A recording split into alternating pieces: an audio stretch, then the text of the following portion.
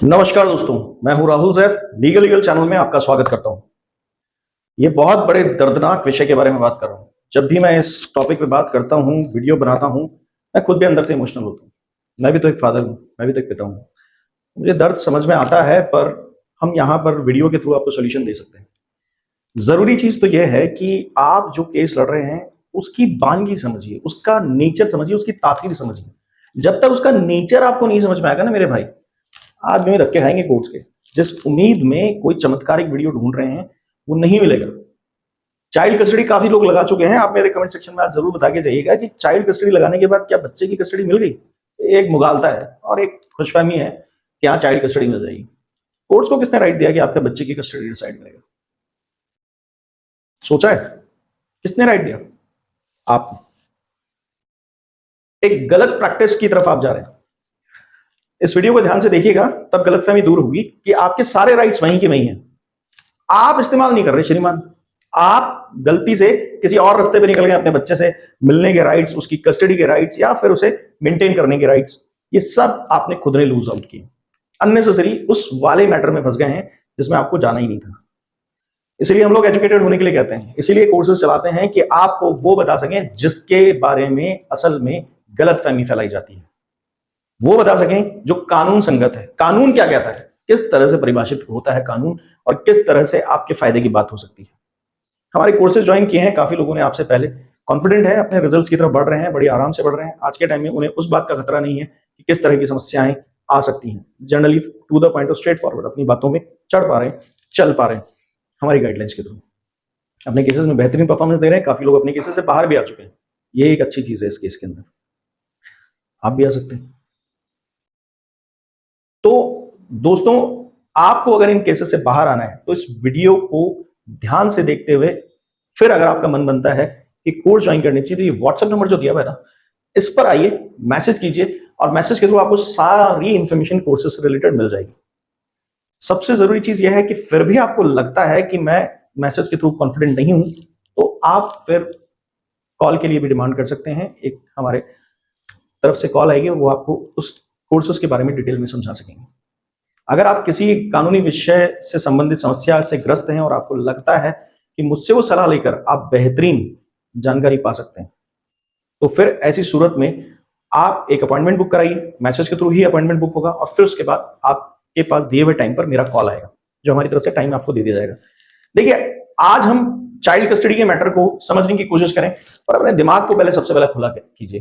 मुझे एक बात बताइए, कोर्ट कहती है कि आप उसके पिता हैं, आपको उसे मेंटेन करना पड़ेगा जो बच्चा आपने पैदा करके अपनी बीवी के हाथ में पकड़ा दिया है। क्या आपकी बीवी के हाथ में आपने पकड़ा दिया है? नहीं, आपकी बीवी तो उसे छीनकर आपसे लेके गई है। उस क्रूरल्टी का क्या? चलिए, इस बात को भी हम आगे डिस्कस करेंगे। मुद्दा यह है कि जब मैं बाप होने के नाते 125 सीआरपीसी हो या डीवी एक्ट के अंतर्गत ले लीजिए, या फिर आपके किसी और एचएमए के सेक्शन के थ्रू ले लीजिए, कहीं ना कहीं से हर वक्त बाध्य हूं मेरे बच्चे को मेंटेन करने के लिए। पर ये किसने कहा कि आपको उसके लिए पैसा देना है? मेंटेनेंस तो एक अलग चीज है। मैं पहले भी अपने कई वीडियोस में विषय पे एक तंज कस चुका हूं, और अब भी कह रहा हूं कि कार के मुंह में पैसा डाल देने से वो मेंटेन हो जाएगी क्या? आपको उसको सर्विस सेंटर लेके जाना पड़ेगा, आपको ऑब्जर्वेशन में रखना पड़ेगा कार को कि कार के अंदर ऑयल पानी कब कम हो रहा है, कब ज्यादा हो रहा है, कैसे हो रहा है। अब कई बार इस मामले में एक तर्क देते हैं जिसको मैं सही नहीं मानता हूं, कि कई कानूनी विशेषज्ञ एक तर्क देते हैं जो मैं कुतर्क की श्रेणी में डाल देता हूं उसको, कि भाई उसको ये सब चीजें ध्यान रखने के लिए तो उसकी मां है ना, जिसने झूठे केस लगाए वो मां है। अब जिसने उसके पिता को दुनिया में झूठा साबित करने की जिम्मेदारी उठाई है वो मां मेंटेन कर रही है। आ जाइए पहले बिंदु पर, वेलफेयर ऑफ चाइल्ड जो है वो इसी आधार पर चैलेंज करना है। आगे जाके ये पॉइंट एक और पॉइंट से जुड़ेगा, मैं उसमें इसका उल्लेख फिर कर दूंगा। सबसे पहले अपनी बीवी को कहिए कि वेलफेयर ऑफ चाइल्ड, आप मुझे बताइए आपके पास कैसे सुरक्षित है। अगर आप बच्चे को मेंटेन करना चाह रही हैं, आप बच्चे को अपने पास रखना चाह रही हैं, तो वेलफेयर ऑफ चाइल्ड जो है वो आपके पास कैसे सुरक्षित है? अगर आप बच्चे को मेंटेन करना चाह रही हैं तो ये आपके पास कैसे सुरक्षित है? इन तथ्यों पर प्रकाश डालते हुए कोर्ट को समझा दीजिए। अब कोर्ट कहेगा साहब इसमें तो ऐसा है क्योंकि चाइल्ड कस्टडी के अंदर आपको पिटिशन मान लेगा कोर्ट, अगर आपने चाइल्ड कस्टडी डाल रखी है तो। हालांकि मैं चाइल्ड कस्टडी के फेवर में नहीं हूं, चाइल्ड कस्टडी का कोई केस होता ही नहीं है मेरे हिसाब से। शेयर पेरेंटिंग हो सकता है, बहुत कुछ हो सकता है, जिसका मैं आगे जिक्र भी करूंगा। पर फिलहाल अगर आपने चाइल्ड कस्टडी डाल रखी है तो मेरे पास सोल्यूशन की उम्मीद से तो खड़े हैं यहाँ पे। तो मैं तो चाहूंगा कि आपका यहां भी भला हो, बिल्कुल मैं तो चाहूंगा कि उम्मीद तो आपकी पूरी हो जाए। तो सबसे पहले आप वेलफेयर को चैलेंज कीजिए, कि वेलफेयर की बात कीजिए कि भैया ठीक है, आपने मान लिया बच्चा आप रख सकती हैं, आपने मान लिया, मैं नहीं मान रहा हूं, ये बात भी ध्यान रखिएगा, आपकी कोई सहमति नहीं है। आपने मान लिया कि बच्चा आपने छीन लिया मुझसे, या आपने मुझसे अपने पास जबरन रख लिया, मुझसे लेकर जबरन रख लिया। तो ऐसी सूरत में आप बच्चे के वेलफेयर के लिए क्या करने वाली? क्या आपके पास खर्चा है, पर्याप्त मकान है, साधन है, आप कितनी एजुकेटेड हैं, उस एजुकेशन से बच्चे को क्या फायदा होने वाला है, आप अपनी और क्षमताएं बताइए। इसमें बहुत सारे पॉइंट जोड़े जा सकते हैं, सोचे जाइए, बहुत कुछ है।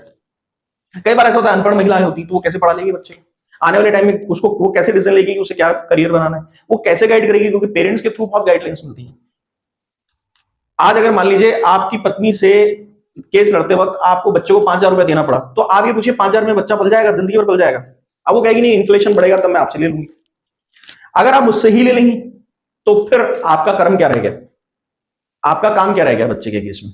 तो ये सारी चीजें आपको यहां डिफाइन करवानी पड़ेगी अपनी पत्नी। अब अगर आप जाकर देखते हैं जहां पर अक्सर कस्टडी के बारे में लिखा हुआ है इससे संबंधित कानून में, तो उसमें लिखा हुआ है कि कस्टोडियल पेरेंट जो बनाया गया है वो मां को बनाया गया है, पर ऑर्डिनरी, साधारणतः।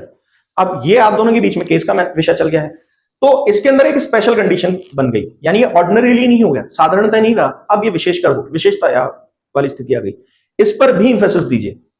सेक्शन 13 जो है वो बकायदा हिंदू माइनॉरिटी और गार्जियनशिप एक्ट में ये बकायदा ये चीज डिफाइंड है। तो आपको वहां पर ये चीज कहनी है कि भाई आप इस चीज को कैसे मानती हैं, कोर्ट से बात करनी है आपको, कोर्ट से आपको पूछना है कि ये चीज कैसे डिफाइन हो सकती है कि जब विशेष परिस्थिति बन गई है तो ये सिर्फ और सिर्फ मां को ही कस्टडी दी जा सकती है, जबकि ऑर्डिनरी कंडीशन की बात थी। ठीक है, बच्चा छोटा है, ठीक है, कई बार दूध मुहा बच्चा होता है, तो ऑब्वियस है कि उसकी पेरेंटिंग जो है वो डिपेंड ज्यादा कर जाती है मदर के ऊपर, क्योंकि वो दूध मुहा बच्चा है। पर अगर 2 साल 3 साल बाद बच्चा चलने फिरने लग गया और नॉर्मल खाना खाने लग गया है और बाकी वो सब समझने लग गया, विवेक समझने लग गया, उस टाइम पे पत्नी अगर आपका बच्चा लेके जा रही है तो वो ऑर्डिनरी कंडीशन नहीं हुई ना साहब, वो ऑर्डिनरी कंडीशन नहीं हुई, 5 साल के लिए ऑर्डिनरी कंडीशन नहीं हुई। इसको चैलेंज कीजिए। इसमें तर्क क्या आएगा? तर्क ये आएगा कि बच्चा आपके पास क्यों रहे। कई बार पत्नियां कह देती हैं अपने मेंटेनेंस केस के अंदर कि मेरे पास तो रहने के लिए जगह भी नहीं है, मैं तो असक्षम महिला हूं, मैं तो अनपढ़ हूं, मैं तो कुछ नहीं कर सकती, मैं कमा नहीं सकती, मेरे साथ तो बहुत ही बुरी स्थिति है, मुझे मेडिकल कंडीशंस मेरी बहुत खराब है, मुझे मेडिकल एक्सपेंसेस दिलाए जाए। तो ऐसे व्यथित इंसान के पास अगर किसी बच्चे को रखा जाए तो वो अपने आप को मेंटेन नहीं कर पा रहा, वो बच्चे को मेंटेन करेगा। खाने को लाले पड़ रहे हैं, खुद की बीमार स्थिति है, सब कुछ सब तरह से तो अपने आप को बता रही है कि वो खुद का वेलफेयर नहीं कर पा रही है, और उसके लिए पूरी तरह से पति की दयाओं पर निर्भर है, और निश्चित है कि वो निर्भर ही होगी, जिंदगी भर रहेगी। तो इन सब पॉइंट्स को कौन उठाएगा? तो ऑर्डिनरी कंडीशन कहां हुई? तो विशेष परिस्थिति होगी। और विशेष परिस्थिति में क्या ऐसा नहीं हुआ जिनकी माएं गुजर गई, एक एक 2-2 महीने के बच्चों को, एक एक दिन के बच्चों को छोड़ के चली गई? होता है ना कि प्रेगनेंसी जो है वो बिगड़ गई, या फिर ऐसी स्थिति हुई कि जो मातर है वो गुजर गई बच्चे को जन्म देती। ऐसा किसी के साथ नहीं हो, दुखद स्थिति की बात है। फिर भी बता रहे हैं कि अगर ऐसी स्थिति हो गई जिसकी मदर गुजर जाती है, तब भी तो पिता को पालने की योग्यता मिलती है, तब कौन चैलेंज करता है उसे? तो ये कंडीशन कैसे बन गई कि मां के जीवित रहते ये टसल शुरू हो गया। इसी से हमारा अगला पॉइंट जुड़ा हुआ है। ये कहां मेंशन है कि मां ही बच्चे को पालेगी? ठीक है, जबकि वो उसको किडनैप करके ले गई है। हाँ बिल्कुल, छीन कर ले गई है, किडनैप करके ले गई है। यही आपके चाइल्ड कस्टडी का कंटेंट होना चाहिए। आप क्यों कहते हैं कि वो अपने साथ लेकर गई? आप कहिए मुझसे अलग किया, मुझसे छीना, मुझसे किडनैप किया, मेरी मर्जी के बगैर, मेरे कंसेंट के बगैर मेरे बच्चे को मुझसे दूर किया गया। आपका कंसेंट शामिल है श्रीमान, बिना आपके कंसेंट के बच्चे का स्कूल में एडमिशन नहीं हो सकता, स्कूल वालों ने धांधली चला रखी है। आपके जगह कई बार उसके दादा का नाना का नाम लिखवा दिया जाता है जो कि आपकी पत्नी के पिता है, या फिर आपके साले का नाम लिखवा दिया जाता है। तो ये कैसे हो रहा है? क्या पिता को मरा हुआ मान लिया गया है क्या? तो ऐसी कई चीजें हैं। पिता को बच्चे से स्कूल में जाके मिलने का राइट नहीं है, क्यों भाई? आखिर ऐसी क्या कंडीशन पत्नी ने कोर्ट को बता दी है कि बच्चे को उसके पास रखना बड़ा सुरक्षित है और फादर को नहीं मिलने दिया जाए? यही मेरा अगला बिंदु कि आपका विजिटेशन कैसे रोका जा सकता है, आपको बच्चे से मिलने से रोका कैसे जा सकता है? कोर्ट से सवाल कीजिए कि भाई आपको कौन से कानून में ये राइट मिल गया कि पत्नी ने मेरा बच्चा रख लिया है और उसके बाद मैं उससे मिल नहीं सकता, मैं उससे मिलने जा नहीं सकता? क्यों भाई, ऐसा क्या विवाद हो गया? कहां उसने 490 में साबित कर दिया, कहां उसने डीबी में साबित कर दिया? ये सब चीजें चैलेंज के तौर पे लाइए। ऐसा नहीं बस सिर्फ चाइल्ड कस्टडी खेलना है, सब चीजों का मिश्रण डालिए। आप कोर्ट से कहिए कि अगर यहां पर यह बात साबित हो जाती है कि महिला मुझको झूठा केस लगा के लड़ रही है, जो कि मुझे तो पता है, और ये भी लिख दीजिए, कंप्लीटली लिख दीजिए कि मुझे पता है कि ये झूठा केस लगा के लड़ रही है, तो आप मानते हैं कि वेलफेयर ऑफ चाइल्ड आप सेव कर पा रहे हैं मेरे बच्चे का सिर्फ पत्नी को वहां दिलाने से? तो क्या ऐसा नहीं होता कि यहां पर जुवेनाइल एक्ट जो है वो एक्टिव हो जाएगा? एक आपराधिक पृष्ठभूमि के व्यक्ति के पास बच्चे को रखना कितना सेफ? मां होने का कारण हो सकता है, पर कानून को गलत तरीके से, इसीलिए कहते हैं दोस्तों कुछ भी करिए, ऐसी झूठी महिलाओं को आप कानून में पनिशमेंट जरूर दिलाइए, नहीं तो बच्चे कैसे मिलेंगे। और बच्चे ऐसी गलत महिलाओं के पास पलते हैं, पॉइजनस रिलेशनशिप बनाती हैं, गलत संदेश देती हैं अपने पिता के बारे में, वो कहानी सुनाती हैं जिससे कि उनको सिंपैथी बचपन से और बुढ़ापे तक मिलती रहे बच्चे के, और उनके तरफ से बच्चा जो है यही सोचे कि आप गलत थे। ये कंडीशन कौन बताएगा? आपको मिलने से क्या रिस्क है बच्चे को, ये तो कभी पत्नी कहीं नहीं कहती है, कहीं नहीं कहती। आपने मारा हो, पीटा, और कहने से क्या होता है? अगर मान लीजिए कुछ केसेस में कह भी दिया हो पत्नी ने, कुछ केसेस में कह भी दिया हो पत्नी ने, तो ये कैसे साबित करेगी? झूठी तो बोल रही है। अब इस पर आ जाइए, जो मेरा आपका बच्चे से रिलेटेड मैटर है, जो सबसे पहले शुरू हुआ था वेलफेयर ऑफ चाइल्ड में, यहां आ जाइए शेयर पेरेंटिंग पे। जब वो वेलफेयर डिसाइड नहीं कर पा रही, और कोर्ट तो जिद्दी है, लोअर कोर्ट तो स्पेशली जिद्दी है, वो क्या करेंगे? वो तो कहेंगे साहब नहीं, हम तो बच्चा पत्नी को ही देंगे, हम तो बच्चा पत्नी को देंगे। ठीक है साहब, रख दीजिए, कोई बात नहीं। मेंटेनेंस जो है वो मैं पैसे से नहीं करूंगा। कार वाली बात, एग्जाम्पल याद है ना? मेंटेनेंस में पैसे से नहीं करूंगा, मैं कैसे करूंगा? मेरा बच्चा मुझे बताएगा, पापा आज स्कूल में ये हुआ, आज एक्स्ट्रा करिकुलर एक्टिविटीज में पैसा मांगा जा रहा है। पता नहीं है क्या एजुकेशन किस तरह होगी। एजुकेशन मेरी वाइफ क्यों डिसाइड करेगी कि कहां दी जाएगी? एमिकेबली, म्यूचुअली ये चीजें डिसाइड होंगी। मैं भी डिसाइड करने में योगदान दूंगा, मैं भी मेरे बच्चे का करियर बनाऊंगा। पैसा देना थोड़ी कोई कारण है। भिड़ जाइए कोर्ट में, हाँ बिल्कुल भिड़ जाइए, कोई दिक्कत नहीं है, मुझे जेल भेज देगी कोर्ट। अरे गांधी जी देश को आजाद कराने के लिए सत्याग्रह पे चले गए, और आप अपने बच्चे के लिए इस डर में खौफ जताए कि कोर्ट जेल भेज देगी। नहीं भेजती है, ऐसे टेंशन मत लीजिए, आप फिर भी सेफ लैंडिंग ही करना चाहते हैं, क्योंकि कोई नहीं चाहता खतरा उठाना। थोड़ा सा खतरा अगर आ भी जाए तो ये गर्व होगा, और बाद में बच्चे को भी बता सकेंगे जब भी आप मजबूती से लड़ पाएंगे कि देख तेरे लिए हमने क्या किया बेटा, तेरे लिए जान लड़ा दी मेरी बच्ची, तेरे लिए तेरे पिता ने अपने आप को पता नहीं क्या साबित कर दिया। ये मद्दा होना चाहिए भाई, ये जोश होना चाहिए, तब आता है बच्चा हाथ में। वरना आपके खिलाफ तो पूरी प्लानिंग से पूरे पैटर्न सेट है चाइल्ड कस्टडी वाला। ये बहुत बड़ा गेम है यार, वो गलतफहमी है कि इससे बच्चा आसानी से मिल जाता है, इसको समझना पड़ेगा, इसमें कुछ नहीं होता है। ज्यादातर लोग धक्के खा रहे होते हैं चाइल्ड कस्टडी में, ये पैटर्न है, इसको समझिए। अब यहां पर क्या हुआ कि आप शेयर पेरेंटिंग की बात कीजिए। इसमें क्या है कि पहले ये 7 कोर्ट्स ने अप्रूव किया था, अब इसको बहुत सारे कोर्ट्स, करीब 20 से 22 हाई कोर्ट्स ने इसको अप्रूव कर दिया, मानते हैं इसको। ये शेयर पेरेंटिंग प्लान एक एनजीओ ने बेसिकली इंट्रोड्यूस करवाया था, और जीत के आए थे वो लोग, और उन्होंने बहुत मजबूती से इस चीज को बकायदा तय करवाया था कई हाई कोर्ट्स में। 7 हाई कोर्ट्स में भिड़ते ही लागू करवा दिया था। हालांकि बॉम्बे हाई कोर्ट से डिसीजन हुआ था, पर बॉम्बे हाई कोर्ट ने इसमें कई हाई कोर्ट्स को बकायदा इसके अंदर बकायदा गाइडलाइन जारी की थी, और धीरे धीरे करके अब ये करीब 20-22 हाई कोर्ट्स इसको मानने लगे। शेयर पेरेंटिंग के लिए सुप्रीम कोर्ट भी एग्री करता है, वो कहता है हाँ शेयर पेरेंटिंग की जा सकती है। क्योंकि शेयर पेरेंटिंग से मेन चीज क्या है, इसको थोड़ा सा समझिए, तर्क ये है, शेयर पेरेंटिंग बहुत अच्छी चीज है। कैसे? देखिए, शेयर पेरेंटिंग में ये होता है कि जो पिता जो होता है उसका भी उतना ही प्यार बच्चे को मिलना चाहिए जितना माता का मिल रहा है।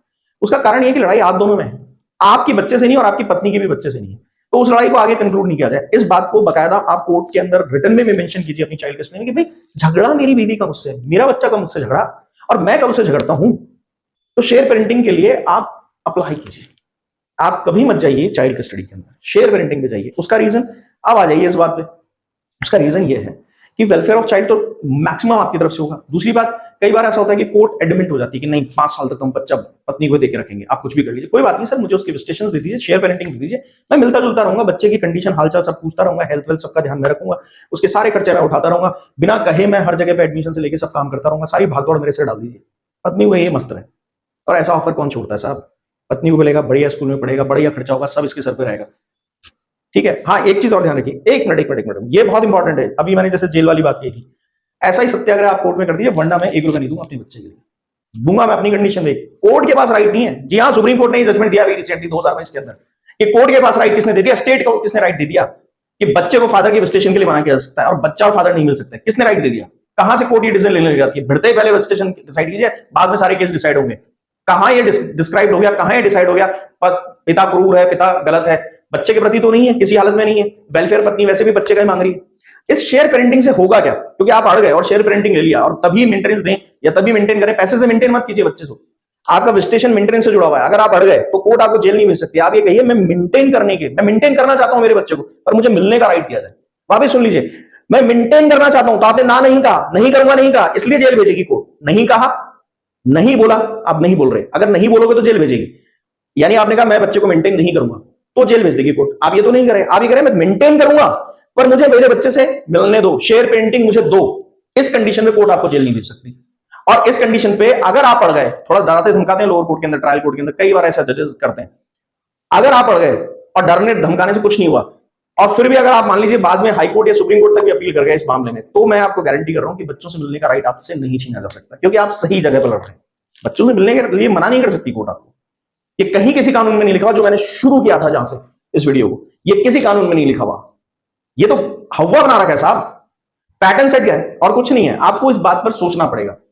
5 साल बाद शेयर पेरेंटिंग की वजह से बच्चा हमेशा आपको पहचानेगा। हो सकता है आपका व्यवहार बहुत अच्छा हो सकता है सब कुछ बहुत बढ़िया हो, एक वक्त बाद फिर चाइल्ड कस्टडी लड़िए अपने बच्चे के लिए, और उस टाइम कोर्ट को समझाइए कि आपने क्या क्या वेलफेयर किया।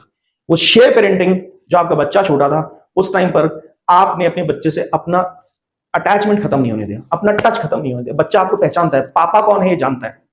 और इस सूरत के अंदर आप फिर चाइल्ड कस्टडी लड़ रहे हैं, तो मैं अश्योर कर रहा हूं बच्चा मिलने के चांसेस आपको बढ़ जाते हैं, क्योंकि फिर 5 साल का क्राइटेरिया खत्म हो जाता है। अब आपके साथ ये लड़ाई नहीं है, अब कोर्ट भी बातें है ये डिसाइड करने के लिए। तो एक लंबी लड़ाई ऐसे लड़ लीजिए, शेयर पेरेंटिंग शुरू में डाल के फिर चाइल्ड कस्टडी पे आइए। और कई बार ऐसा भी होता है कि फिर कई फादर ऐसा होता है कि बच्चे को पालते पालते एक टाइम बाद बच्चे को उठा के अपने घर पे ले आते हैं, फिर पत्नी चाइल्ड कस्टडी डालती है। कुछ डेयरिंग लोग होते हैं, हालांकि काफी बेवकूफ लोग ही मैं बोलूंगा। देखिए बेवकूफ तो कहना पड़ेगा अगर आप ये बात सोचने जा रहे हैं तो, कि अगर मैं बच्चा लेकर आ गया और घर पे रख लिया तो मेरी पत्नी मुझ पर किडनैप का केस लगा देगी। अरे बाप रे, भैया नहीं लगता। फादर पे कोई किडनैपिंग का केस, फिर आप अपनी बीवी पे लगा दीजिए कि वो भी लेके गई है। इस्तेमाल कीजिए ना सर, क्यों फालतू के लॉजिक्स में घुसे रहते हैं किडनैपिंग का। हाँ कहते हैं कुछ बेवकूफ काउंसलर्स कहते हैं, मैं बेवकूफ ही कहता हूं उन्हें, कि किडनैपिंग का केस लगा। फादर पे आज तक कोई किडनैपिंग का केस नहीं लगा, इतिहास गवाह है। आज तक, यही नहीं पूरे वर्ल्ड में कभी किडनैपिंग का केस नहीं लगा फादर के ऊपर। ऐसी कंडीशंस में फिर आप उसको लड़ने दीजिए चाइल्ड कस्टडी का केस, बच्चे को पालते रहिए, बुढ़ापा आ जाएगा चाइल्ड कस्टडी करते। मैं बहुत परफेक्ट बात बोल रहा हूं दोस्त, इन सारे पॉइंट्स पर अगर अमल कर लोगे ना, बच्चा आपसे कोई माइका लाल दूर नहीं कर सकता। बाकी तो फिर बाकी डरते रहिए जो डर रहे हैं, तो छोटी छोटी बातें सोच के ये डाउट वो डाउट, बच्चे के लिए डाउट ला रहे हो, फिर अपने पिता धर्म के बारे में सोच लीजिए। कॉन्फिडेंट रहिए, बच्चा आपको मिल सकता है। ये सब फालतू की बातें हैं जो भी रूमर्स आप इकट्ठे करके घूमते हैं मार्केट के अंदर। बच्चा हमेशा फादर को मिल सकता है। और अब तो भयंकर जजमेंट्स की बाढ़ आ गई है, दुनिया भर के जजमेंट्स आ गए हैं जिसके अंदर क्लियर कह दिया कि 2 साल की बच्ची भी मिल जाएगी आपको। कितना, और मदर लड़ रही है केस, तब उसके बावजूद मदर जिंदा है, तब उसके बावजूद फादर को पेरेंटिंग मिलती है मदर के रहते हुए। अब तो बहुत सुधार आ गया है जुडिशरी में। हाँ, लोअर कोर्ट्स के बारे में, ट्रायल कोर्ट्स के बारे में मिक्स सा रिएक्शन है, पर हाँ अपीलीय कोर्ट्स जो है ना वो ठीक है, मतलब काफी हद तक वो इंप्रूव करिए। पर देखिए दोस्त, आपके प्रेजेंटेशन में लॉजिक होना चाहिए, तर्क होना चाहिए, इन सब बातों पर घुमावदार बातें नहीं होनी चाहिए, फालतू के ओवर ड्राफ्टिंग नहीं होनी चाहिए आपके केस के अंदर। देखिए अगर आपको वीडियो अच्छा लगा, आप जैसे पीड़ित पिताओं के लिए भी इसे शेयर कीजिए, लाइक कीजिए और सब्सक्राइब कर दीजिए। पहली बार मेरा वीडियो देख रहे हैं, रेगुलर देखते रहते हैं मगर अब तक सब्सक्राइब नहीं किया, और कमेंट सेक्शन में थोड़ा सा तवज्जो दीजिएगा, आज बता के जाइएगा, कुछ राहत मिली, कुछ शांति मिली, बताना जरूर।